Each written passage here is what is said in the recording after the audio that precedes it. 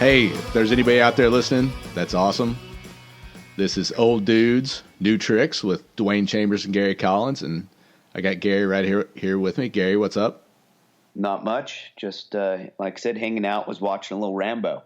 I know. What to be more manly about, right? You guys do. Talking about new tricks, and the next thing you know, you're sitting watching Rambo. Well, yeah, it's nice to see, no cell phones in it. Got those old cop cars with the little cherry lights on them, and a lot of stuff's getting blown up. So, yeah. Do people even call people vagrants anymore? Yeah, what they called him? Oh my God, what did they call him? Oh, you're right. It was something along those lines. Yeah. This is right when Sylvester Stallone started doing steroids, so you can kind of tell. You can tell he's finding his way. You don't think he did it? Was that pre-Rocky 2 or is that after Rocky 2? When did Rambo come out? Like early 80s, I want to say. Man, well, it was definitely in the 80s, but like 70, what was it, 77 that Rocky came out, or 78, somewhere around there? Somewhere around there. And Rocky 2, when did that come out? Right around there. I think, yeah, they had to be pretty close, because then in Rambo 2, he's ripped. Yeah. I mean, it's a big difference. And even between Rocky 1 and Rocky 2, there was a big difference. Was it Rocky 3, though, where he's all yoked? There's one where, like, oh, yeah, because that's the one where he goes to Russia to train and everything, and he is just jacked to the hilt. Yeah, yeah. Like I said, it looks like he's finding his way in this one. And he goes on to professional level later on. That was back in the days, though, when no one knew that was wrong. Oh, I know. I mean, if you think about it, though, what is he? He's in his 70s now. How would you like to look like that at 70? Well, him and Arnie. I mean, him and Arnie are buds. I mean, they've been in a lot of movies and done stuff together. And Arnold, I mean, he looked good. I mean, in the last Terminators, not before this last one, he was old. I mean, people don't realize Arnold was old, and he still looked good. I mean, the dude was huge still. Yeah, I didn't watch Genesis to see what he looked like in that. I didn't either. I haven't seen that one. I heard it sucked, so I never watched it. But I would mixed reviews. Like I work, of course, with a bunch of 25-year-olds, and they actually said it was pretty good. So if they said it was good, to me, it's probably going to suck. But yeah, that's still Those millennials that are easily entertained. I mean. I'm like you. I don't know, but that, who else? I mean, yeah, I mean, if you're in your 70s, and that's the whole thing with HGH, they've been experimenting with it for probably about good 10, 15 years now. But there's no long term. That's the part, is there's no long term to see what the end result is. Like cybogenics and all that. That's basically testosterone. I haven't heard any HGH in it, but I'm pretty sure they're using that too, the anti-aging. You always see these cybogenics commercials, and it's some 70-year-old dude, and he's just yoked. And you're all, well, that's physically pretty much impossible. At 70 years old, how much are you worrying about long-term effects? Exactly. That's the thing. How do you know? No one knows what the long-term effects are, and the guys that are doing it now are so old. But what's happened is, and I deal with this in my profession, as people know, I'm in health and wellness now and have my own company, Primal Power Method. And I just answered a question on this, actually, a guy on low testosterone. And, now they're getting them on it in their early 40s, late 30s. And now that's where we'll find out the long term. Because now before, I mean, they were giving it to guys primarily in their late 50s, early 60s. So you don't know. I mean, these guys are dead usually before you would ever know any long-term effects. But the guys doing it now in their late 30s, early 40s, now we'll get some data. Yeah. But we're still 30 years out from that. So yeah, that's what I mean. It's you have no idea.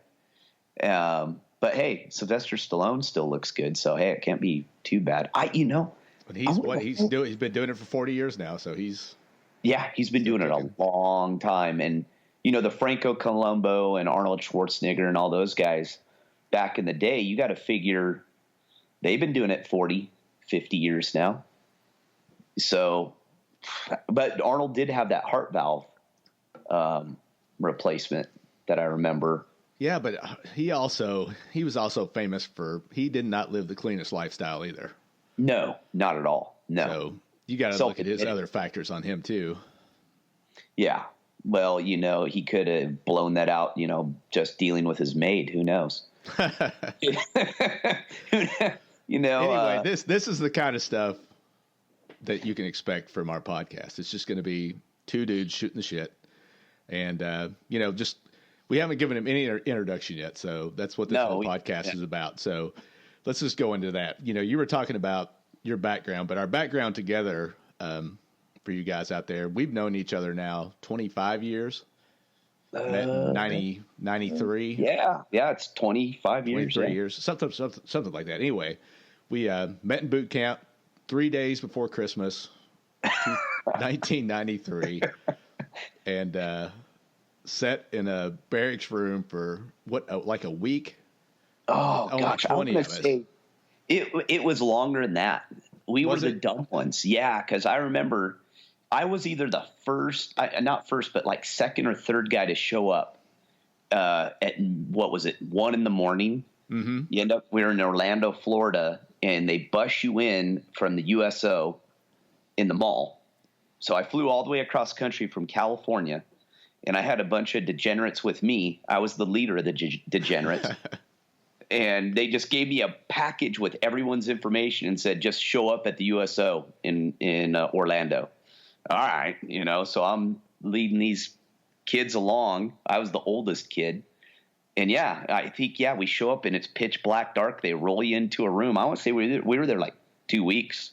Yeah. I mean, it was just like the movies too. I mean, they got on the bus, screamed at us, had us get online and run us through the mill.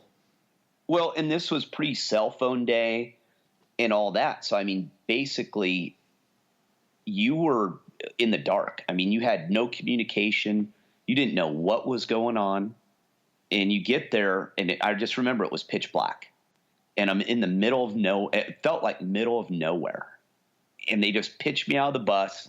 Bunch of us, one group goes one way, one group goes the other way.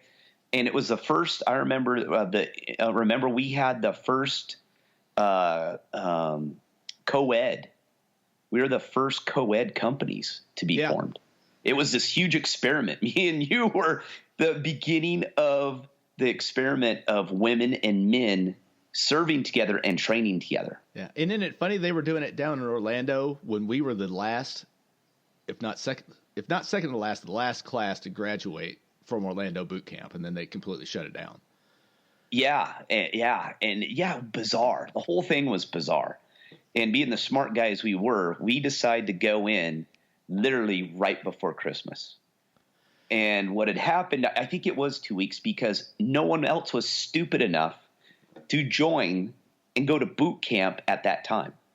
So we had to wait till basically all the smart people went, well, I'm going to spend Christmas at home and the holidays, then I'll go to boot camp.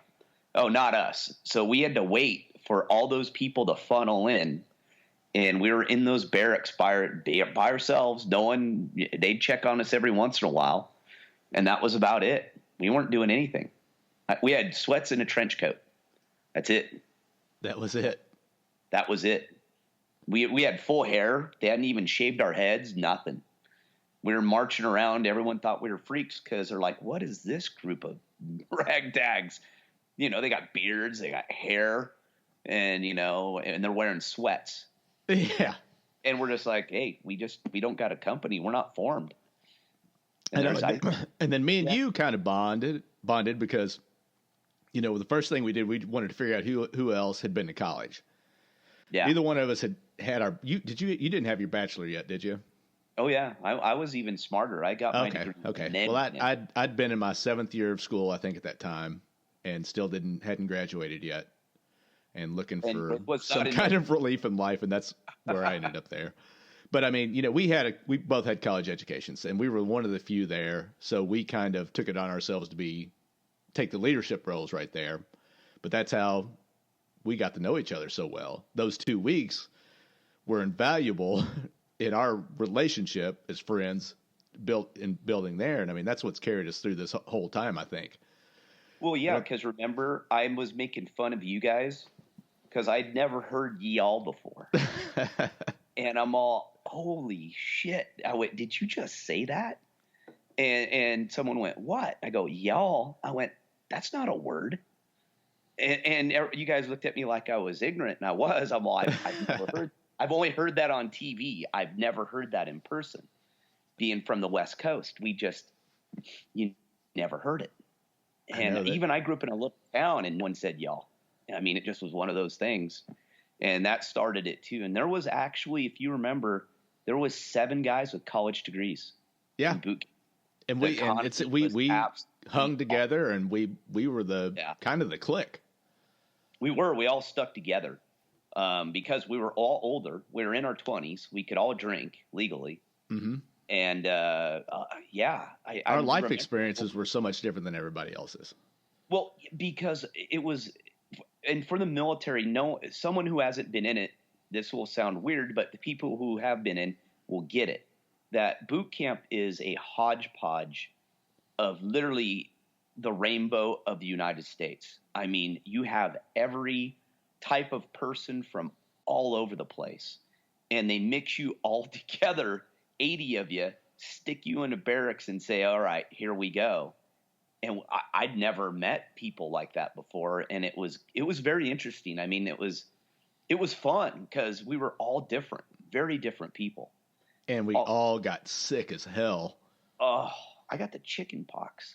Well, that was later on. But I mean, just at first, people bringing in that crud from all over the country. Yeah, remember people throwing up right in formation on each other, like on their backs and stuff? Someone would throw up on the guy in front of him and just go right down his back. And you just got deathly ill. I remember. And that was the miserable part, is you were sick, you couldn't work out, and it was just, for us who had been in college, and we all had athletic backgrounds too, most of us. Some like Osborne, he was a college level athlete. Yeah, Tennessee. He was a diver at Tennessee.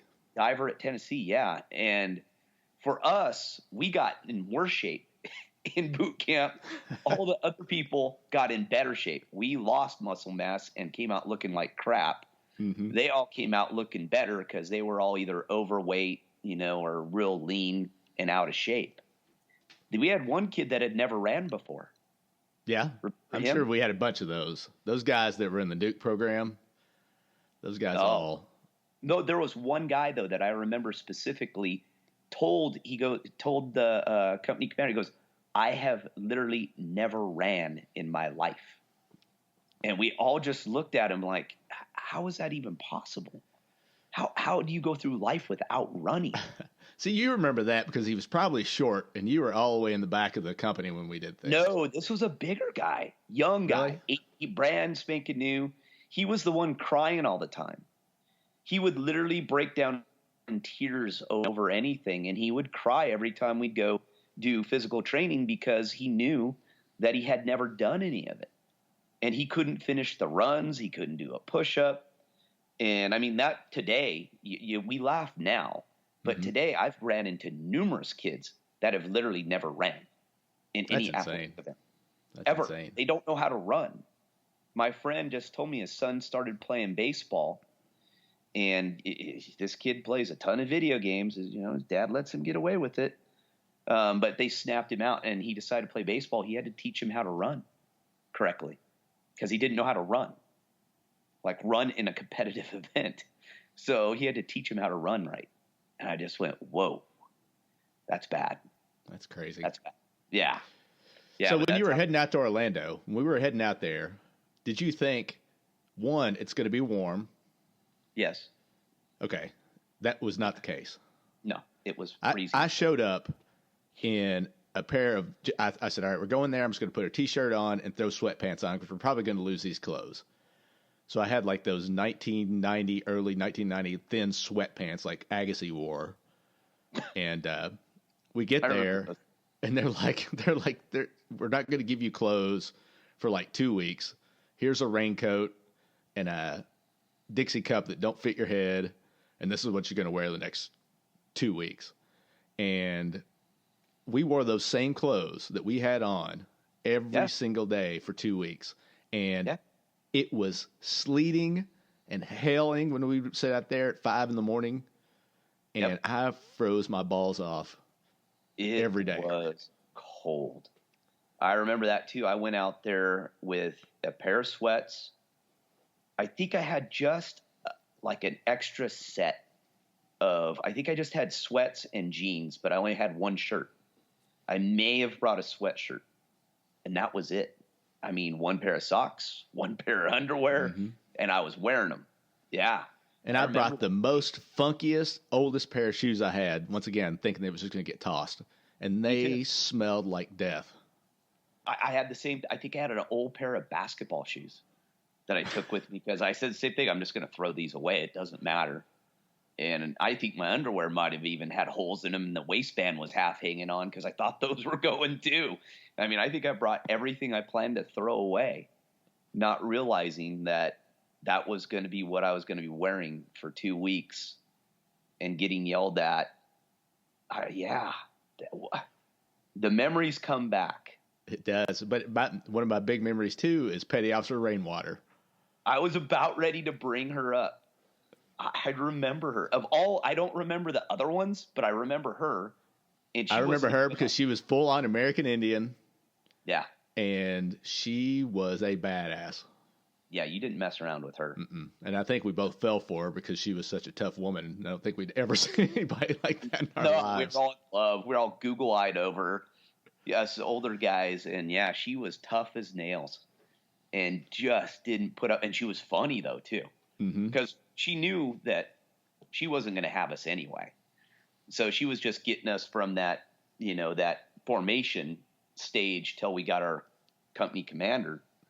And yeah, I remember her bullshitting around with us, the older guys, because she just knew, and we were just going, "What have we done? What did I get myself into?"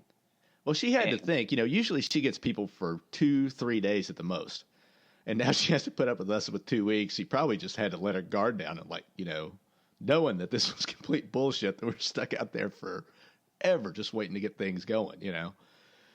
Yeah, and I don't even remember things getting going. All of a sudden it went from hanging out, and we'd hang. Another thing is the whole hurry up and wait. You hear that in the military all the time, right? And you think, what's that mean? I don't get it. Well, what's hurry up and wait? And we learned it. Try sitting around for 8 to 10 hours a day with nothing to do. Like I said, there's no cell phones. There's no computers. There's no nothing. We were stuck in an empty barracks room with nothing to do. And that's how we got to know each other so well, is when you don't have anything to do, you got to communicate. And all we would do is bullshit. We didn't even have a deck of cards. We had zero. No, we had nothing. We had nothing. And you only slept, we'd go to bed at 10 o'clock, and they had us up at 4. So, we were just there. 4 to 10, and the only break we had in there was going to eat. Well, we also remember that we got to hand out uniforms to people, and that was like even more of a slap in the face because we're handing out people's gear because they're classing up and we're still not. Yeah, we're still forming, and they don't know what to do with us. They didn't know what to do with us. They didn't. We were a nuisance is what we were. I think we even kind of got lost in the shuffle somehow, because there's no way it takes that long to form up. And then I think us older guys, we were so happy that we finally formed up because we're like, oh my, I can't take another day of this. I'm losing my mind. And no gym, no working out, literally sitting. I remember us sitting cross-legged on the concrete in our barracks in a circle, and we would just talk to each other. Yeah. I would love to have had recordings of that because, there's no telling what all. Like you said, it was people from all over the place. It was such a hodgepodge of people. Jason Lowe, he was was he professional or semi-professional boxer? He was a Gold Gloves boxer. And, we just had, it was it sucked, but it was awesome in the same way, just because. And, we had everything ranging from, there was a couple guys in there that were former gangbangers. Mm-hmm. And that was like their last, choice in life was the military, up to guys who were college educated, who were getting into our nuclear propulsion program. Try that diverse group right there. Guys who are barely prison, or guys who are going to be working on our nuclear subs. You can't have a bigger disparity in two lifestyles and upbringings than that. And you all had to get along. I remember, I think there was one scuffle. And it was, of course, the guys who were going to go to prison. Well, I got into a fight. Remember I came in the buddy program with my roommate in college. That's right. Once we classed up, I never talked to again, except for one night when we stood duty together, because he was on the other side of the barracks from me, and we just couldn't talk. I mean, when that's a mile away in the military, when you got to be in certain places all the time. So one night when we were on watch, one of the guys from the streets, he came up to us and started some shit, because we were two guys from Kentucky, and he was wanting to prove himself, and he got in my face, and I put him on the ground as fast as I could. And I was like, dude, I remember, man, that was the fight. Then they got in a fight. You don't want to mess around with us, Yeah. Once they realized we weren't going to fight them, and we weren't going to screw with them, they started fighting each other. Yeah. Well, I was like, we're all trying to get along here. We're all trying to get through this, and there are certain rules. If you just obey the rules, everything's fine. So just go back to bed. But then it just escalated. What freaked me out is when we formed, just to give people this instance. And then later on in life, I work in law enforcement. So this is even more ironic to me, watching all this go down. And we got our issued gear. And these guys, there was two of them. I remember there was two thugs, and they hung out with each other. And like I said, they started fighting each other after we wouldn't mess with them. And they put on their nightcap, pulled it way down. And then they had, they put on the dungarees, the blue dungarees, and then those light blue work shirts, which were basically, those were the same prison uniforms. The pants weren't, but the shirts were. Those are prison shirts back then. Those were same shirt. They buttoned them all the way up to the top, left them untucked, and they were walking around like they were gangbangers in the barracks. And I remember all of us looking at them going, what is going on? And him and the other guy, man, these clothes are dope, man. These are fly. And we're like, what are you talking about? And they're just strutting around the barracks like they're back in the hood. And for a guy, like me who grew up in the middle of nowhere, and we had one black guy in our entire county family, to me, this was complete culture shock. I'd never seen anything like this. I was totally isolated, even though I was out of college, and I'd been around, obviously, all kinds of different demographics there, but you're more isolated. I still hadn't been in the hood. Yeah. You still haven't been in the inner city. I didn't know anything about it. And just seeing that and understanding how everyone works together, and you get all these different backgrounds, like we said. And in the end, I think those guys ended up being pretty good guys once they figured it out. I don't think they had trouble for a bit. And I think near the end, though, everyone kind of had figured everything out. I don't remember them being a problem later on. Maybe I forgot, but in the beginning, they were definitely a problem. They wanted to fight everyone, call everyone names. And then you had also, which didn't help, is then you had like the white, I think there was a couple like real redneck white supremacist guys in there.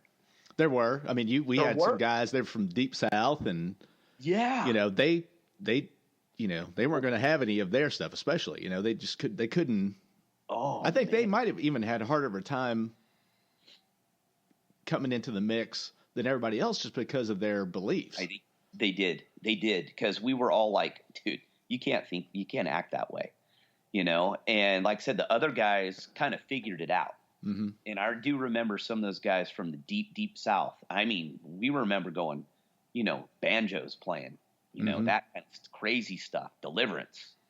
I mean, they were out there, and we were just like, man, you know, you can't talk that way. You can't act that way, because they were pretty friggin' racist. I mean, undoubtedly. And just to see that all go on, but the good part was, you know, it doesn't always work out, but everyone gets along. It all becomes teamwork. You all have to work together. And it was kind of neat to see from beginning to end how we had shaped and how everyone got along and how everyone worked together for the most part. And, you know, it was an interesting social experiment. And then you throw women in there on top of it. And for people who don't get this is going to shock people right now. I guarantee it. For back then, what it worked is a company was 80 to 85 people roughly.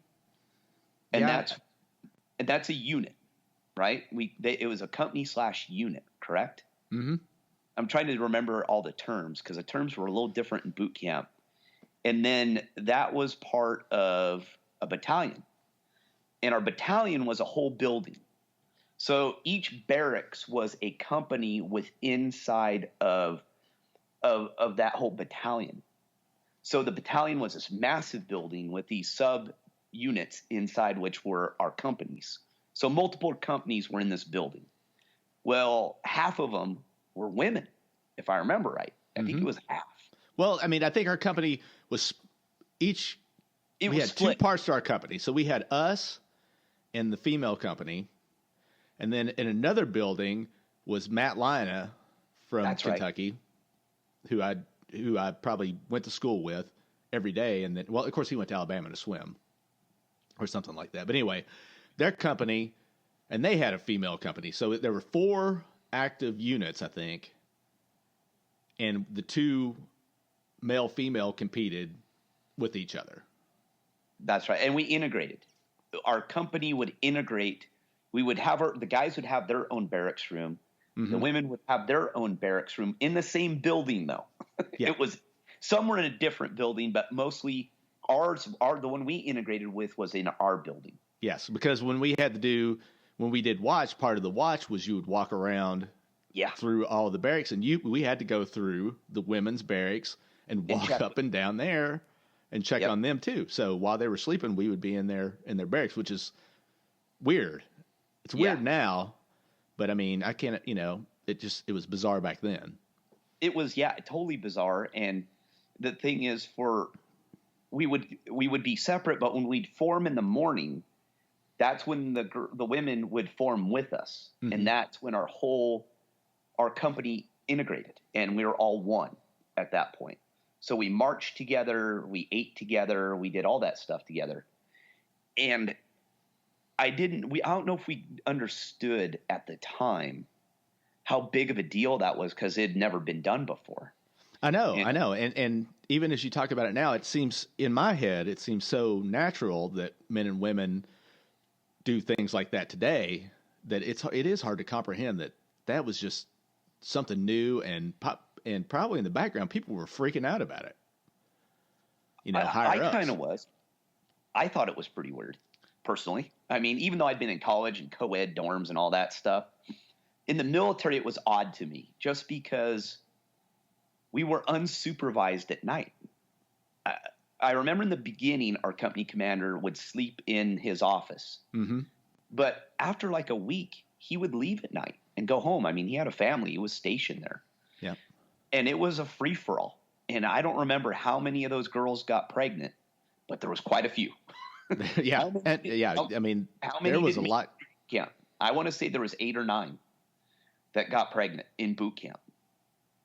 And that was something they didn't even know how to plan for.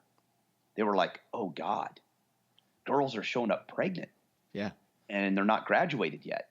And apparently I was too stupid to know that stuff was going on, because both of us, we didn't know. You know, I remember when one of our friends, Stuart, he told the story that he would hook up with a girl like every day. They would go out and meet at the bleachers before we would go do our early morning swims and hook up. No, that was was it Stuart? Not Stuart. Jonathan Stewart, Jason Stewart, something like that. no, that's not quite his name. Cause I remember I ran into him in San Diego later on. He'd gotten kicked out of the military. Imagine that. Yeah. And I ran in Shoop. It was Shoop. Shoot, Remember him? okay. Yeah. Shoop. He was next to us. He was going out behind the band. The band stage, the stage for ceremonies, a ceremonial stage out on the main grounds for graduation. Him and her were sneaking out behind that, going at it and screwing before we formed up in the morning. And I'm pretty sure she was one of them that got pregnant, if I remember. And she might have been. Yeah, I think it was her. And I think the one I traveled with the female I traveled across the country with, I think she got pregnant too. And it wasn't me. I'll tell you this right now. We were so stupid. I think it's because we were older too. Mm-hmm. You know, it wasn't a big deal. I was like, I'm not going to get myself in trouble over, you know, a 19-year-old girl in boot camp. I think that was a little bit of maturity on our part of going, been there, done that. You know, I just want to get out of here. I don't want to, you know, I don't want to get caught doing something stupid like that. Because it would, I mean, you'd be in deep, deep trouble if you ever got caught. And it just, to me, it wasn't worth it. And plus, you're so tired half the time. It was like, why do I want to even waste my time on that? Yeah, because I mean, we came in. I mean, you didn't come in, but I came in the SEAL program, and you came in. I did it with you guys. Yeah, you did it with us because you just said, "Screw it," you know, I'm not getting enough PT, regular PT, so I'm going to go with them at 3 a.m. and just sneak in, and nobody ever complained. So, well, they finally pulled me aside and said, "Who are you?" And I went, "Oh, I just come with these guys who are in the program. I figured, you know, I want to do something. I'm getting out of shape, so I figured I'd go do this." And they go, "Hold on, so you never signed your papers to do this?" I went, "No, I'm just doing it." And I didn't even know there was a program like this. No one told me when I went to sign up that there was a dive fair program pre-buds. I didn't know. And I went, I just figured I'd go through and whatever happens, happens. And they're all like, well, they go, and they explained it to me and they go, here's the deal. You're going to have to change your rate, which would mean I'd have to sign new papers with a different job. And I'd have to do it like right then, like right away, like within a week. I'd have to change my job, start a whole new path, start all over again. And even these guys were cool. The instructors, obviously they were SEALs. And the one guy looks at me and goes, "Man, you've been to college? You're done? You've already graduated?" He goes, "What are you thinking?" And I went, "I don't know." Like, good idea. And he's going, "I'm telling you, don't do this. Just don't." And another guy came in too and he goes, "It's a bad idea." He goes, "You got your job. You know where you're going. You already got just no." And I listened to him. And actually, I really was thankful because they did save me. I would have ruined my career. I mean, I would have had to become a corpsman. Mm-hmm. And it was just going to be let's face it, I probably wouldn't have made it through buds. Even when I got there, I would have not had my job. I would have went out back to the fleet, chipping paint off boats, and been miserable for 4 years. Yeah, I mean, we'll talk about that story another time, but, you know, an injury made that happen for me, and it was going back to the fleet. A failure was not a fun thing. No. So, yeah, and it would have been hard for you. I mean, you would have physically been able to handle it. You would have mentally been able to handle it, but really, I mean, it was designed for people like 6 foot tall. Oh no, I there was no doubt. I know one guy my height who made it. He did 25 years to include dev group. Really? Good. It would have been hard. And I flat out asked him, I go, "How in the world did you make it?" And I went, I wasn't built for swimming. You know, I wasn't good with cold. And he goes, "I was a swimmer." He goes, "I was good in the water well before I ever became a SEAL." I went, there you go. That was the biggest advantage. That was the swimmers. Yeah, and that's the thing that people did you watch that program, The Selection?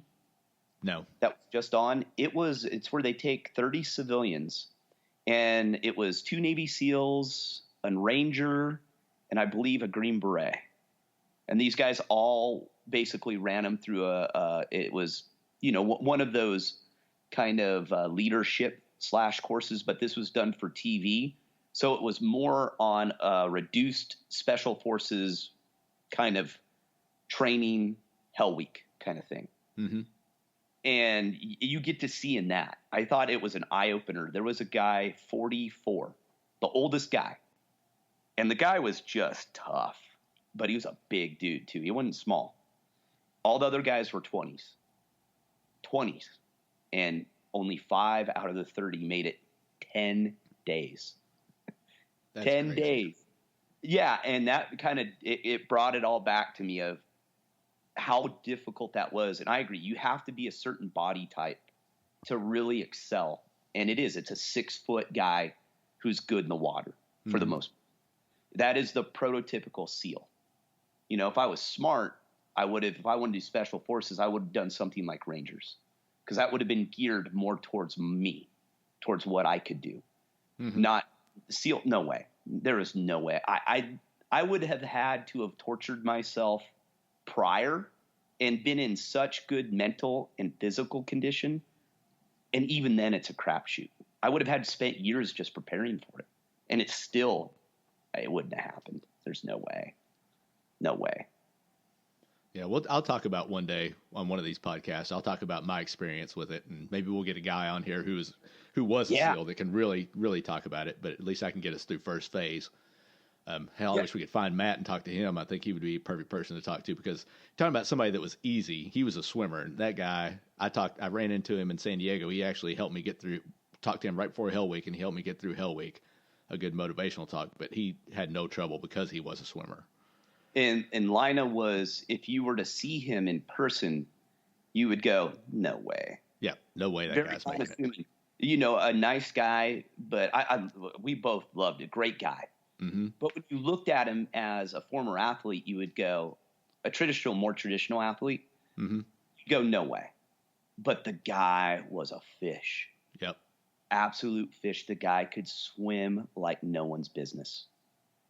And that was the key, because all those other guys, there was quite a few people in Dive Fair. He was the only one I remember that made it. And Burnett. Burnett. Did both Burnett and the other guy, his buddy, I know I saw one of them post buds that was a SEAL, because he was stationed on in SEAL Team 3, and I just saw him randomly one day at like a grocery. Reeves. Yeah, Reeves. I saw him at a grocery store one day, and he'd made it through. It was both those guys. Then him and Lina, those were the only ones that made it. Mm-hmm. And anyone who met Reeves and Burnett, or was it Mick Burnett? Mick Burnett. Mick Burnett. If anyone met those guys were swimmers too, hardcore swimmers. Both those guys, remember, they were in the water all the time. They told us. And Reeves, I believe, he was like an ocean guy. He spent a lot of time in the ocean, if I remember right. This is all before they ever got there. Mm-hmm.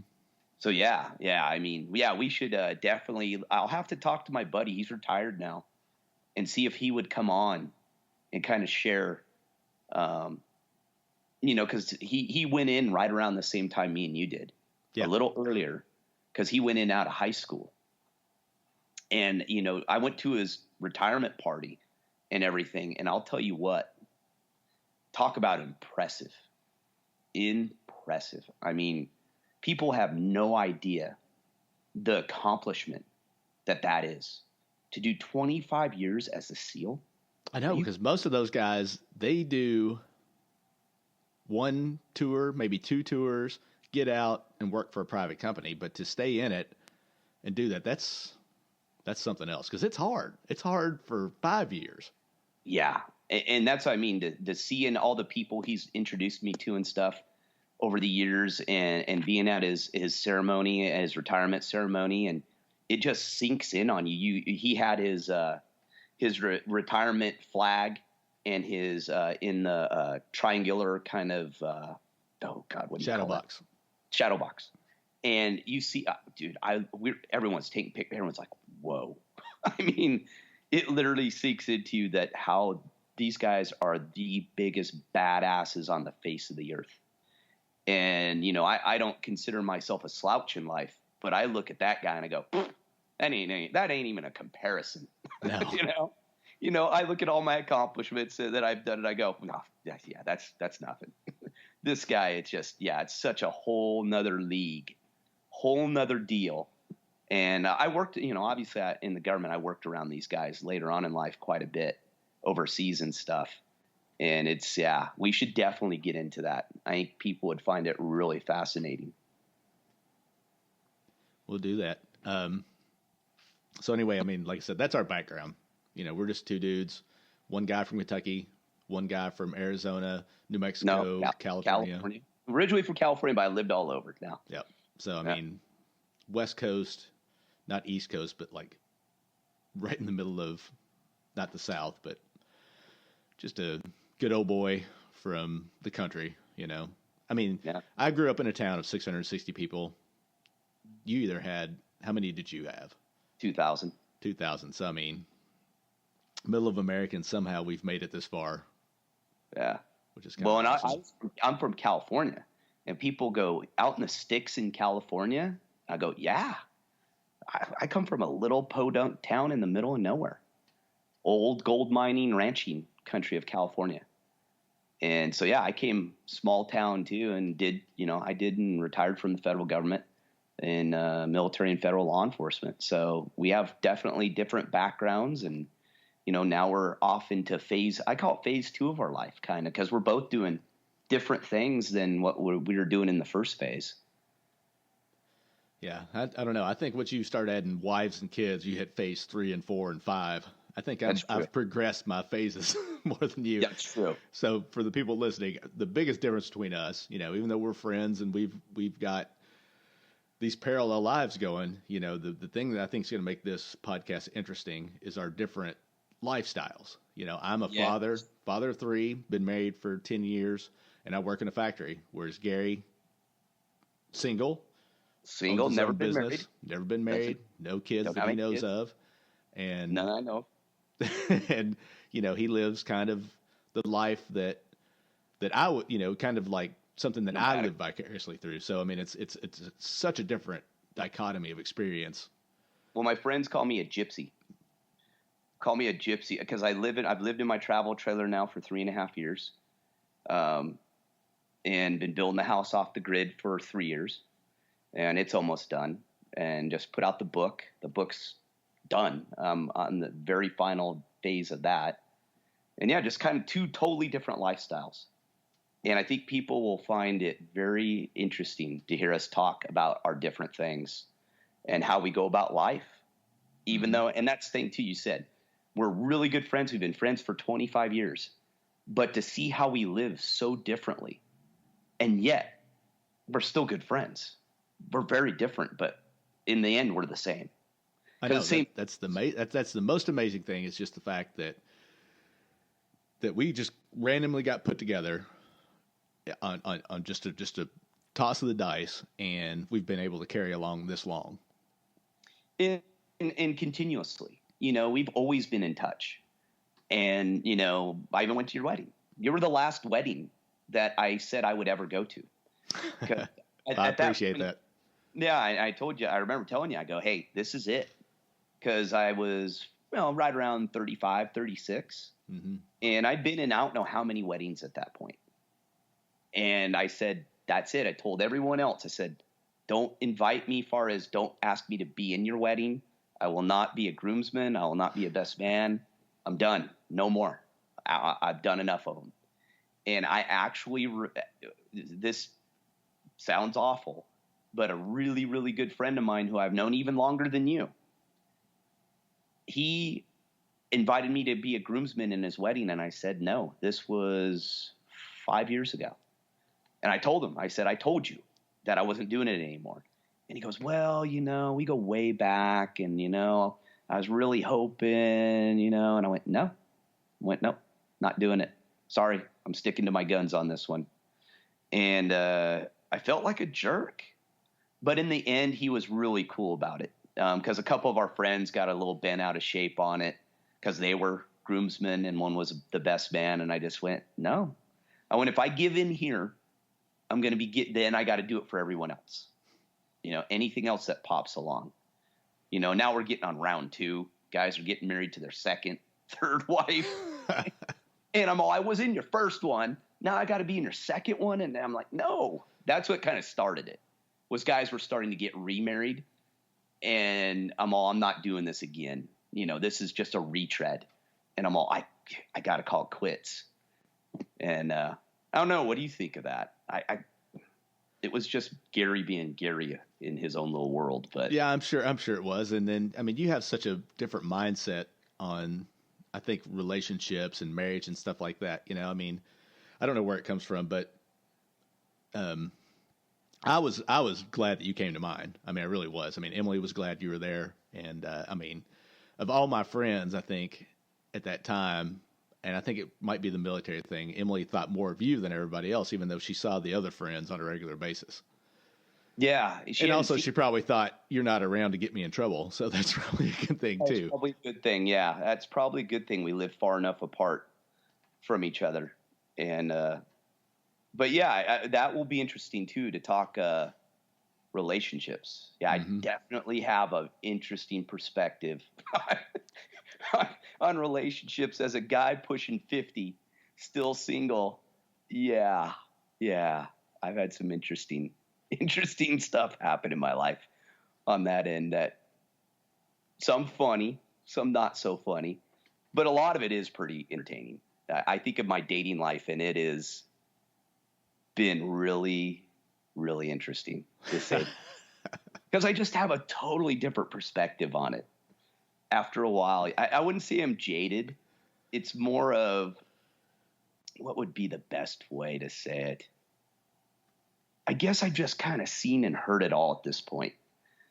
And so it's hard to have relationships at this age, because you're like, I don't know. It's just a different deal. It's really hard to explain, but we'll have to have an episode on that. We could talk about the differences in that. And that's what it's going to be, folks. I mean, this is just going to be us. We'll pick a topic or two, and we're just going to go talk about it. And then eventually we're going to bring other people in to talk about this. And I think it'll be fun. I mean, we're going to have fun together. And I think if we have fun together, somebody else will find it interesting too. I think so. I've been on enough podcasts now and listened to enough of them through my business and stuff that, there's a lot of people who have podcasts, but, there's a bazillion of them out there anymore. But I would say maybe 1 out of 1,000 might be even slightly interesting. And for two guys like us, we're older, been through quite a bit. I think some people will at least find, if it's not entertaining, at least a little educational. Exactly. Laugh at our stupidity and hopefully learn from it. Because when you get to this age, you realize how stupid you are as a guy. Mm-hmm. It kind of sinks in that you go, yeah, those first, 20s, I thought I knew everything. 30s, I realized, not as smart as I thought I was. You hit your 40s, you go, okay, I'm actually pretty stupid. And, you're just trying to get through life the best way you can at that point. You kind of realize what you really are, and don't take yourself nearly as seriously as you used to. All right. Well, I think that's a good one for first episode. How about you? I agree. I think we've hit a couple topics, and we've introduced what we're going to be talking about. And we're going to keep doing this. Me and Dwayne go way back. So we've made a dedication that no matter if only one person in, Alaska is listening to us, we don't care. We're just going to keep doing them. That's right. Hey, I think it's time for you to plug your stuff. Let's hear what you got. All right. Right now, company, primalpowermethod.com, health and wellness, primal paleo pieces, and Gary's own philosophy on health and nutrition, and also my Off the Grid project and living a simplified life. My whole company aim and goal is about life simplification and making your life better through all the lessons I've learned over my life. And the new book will hopefully be out. Going Off the Grid should be out in hopefully about 2 weeks. Awesome. So that's all I got to plug now. I got some other stuff to talk about that's in the works that people will find interesting. and will give us some good conversations too. So, but I'll save those for another time. And come next week, we'll have a Twitter account set up. We'll have a blog set up soon so we can connect with you guys, because that's what we want to do. It's not just about us. We want to know your stories. You know, maybe somebody will be out there and say, look, I would like to come on and talk about my life and Absolutely. what my life, what it's like to be me at 40 plus, you know. So we want to hear from you guys too. So we're going to make that happen. And, man, I enjoyed this. It was kind of neat just to go back, and we didn't know what we were going to talk about, but to go back and hit memory road right there. That was a good little conversation. Yeah, I agree. And no good story, I say, will be turned down. Nope. There's always someone out there who's got something.